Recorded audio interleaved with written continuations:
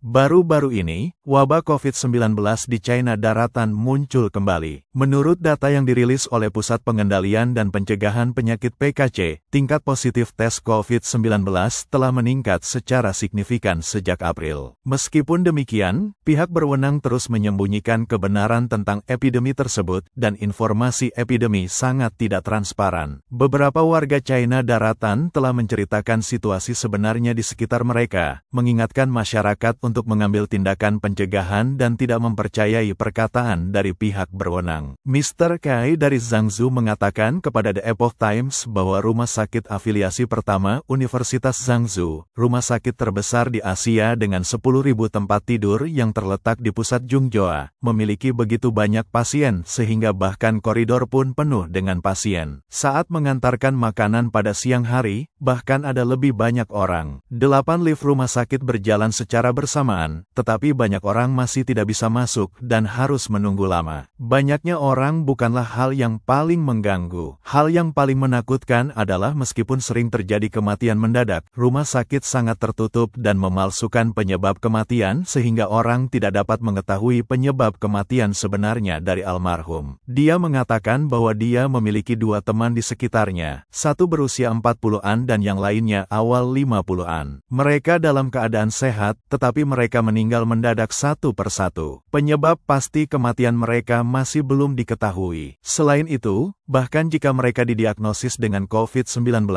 rumah sakit tidak akan memberitahu pasien kebenarannya. Mr. Kai berkata dengan marah bahwa pemerintah tidak mengizinkannya untuk diberitahukan. Jadi informasi dalam hal ini diblokir. Rezim komunis China belum mengatakan satu kebenaran pun sejak didirikan pada tahun 1949.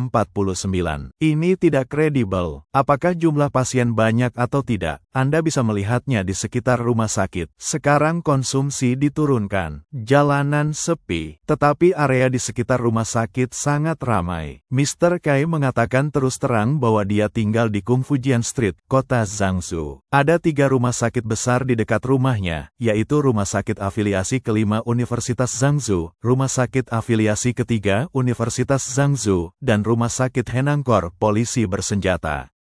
Karena ini adalah area konsentrasi rumah sakit, ada banyak toko yang menjual perlengkapan pemakaman seperti kain kafan di sekitar dan toko-toko ini berjalan dengan sangat baik. Mr. Kai menunjukkan bahwa angka resmi juga meningkat, tetapi ada kesenjangan besar antara data resmi dan kenyataan.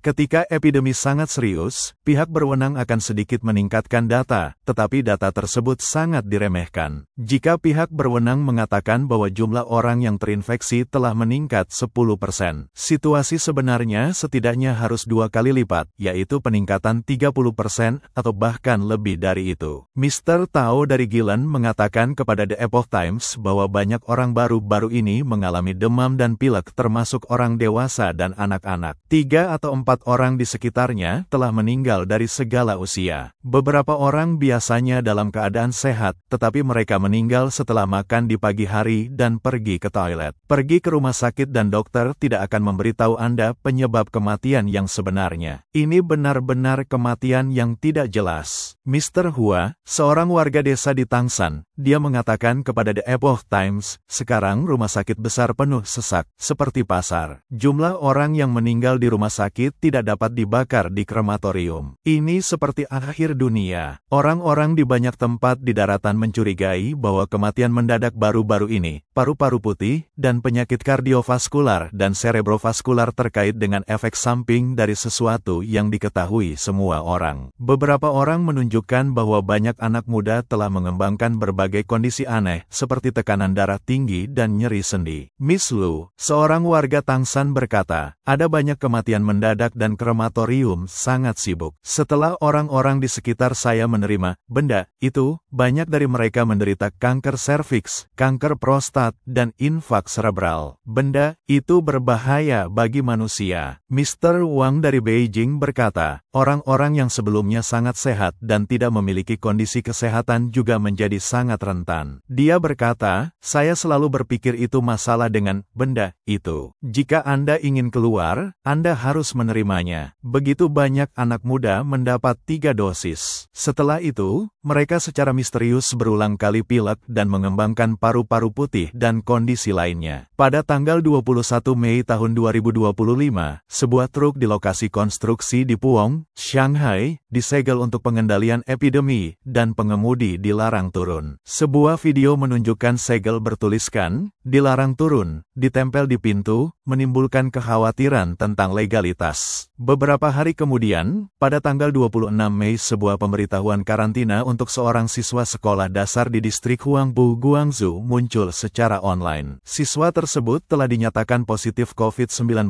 pada tanggal 18 Mei dan ditempatkan di karantina rumah hingga tanggal 25 Mei. Sebuah sertifikat kembali ke sekolah diperlukan setelah itu. Insiden-insiden ini telah memicu kekhawatiran publik dengan banyak yang mengatakan the lockdown is back.